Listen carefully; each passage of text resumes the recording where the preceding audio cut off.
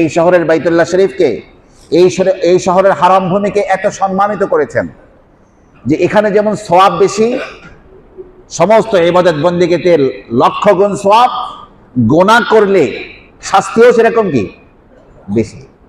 এমনকি সমস্ত জনপদে, শহরে, এলাকায়, পৃথিবীতে যদি কেউ গুনাহ করার ইচ্ছা করে, যতক্ষণ গুনাহটা না করবে ততক্ষণ গুনাহ লেখা হয় না।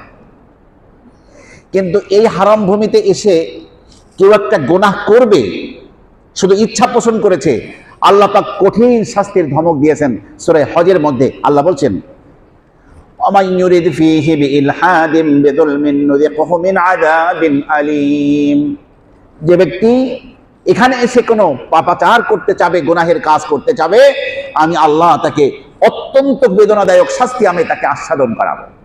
অর্থাৎ ইচ্ছা করলেই শাস্তি, এখনো অপরাধটা করে নাই, শুধু হারাম ভূমিতে এসে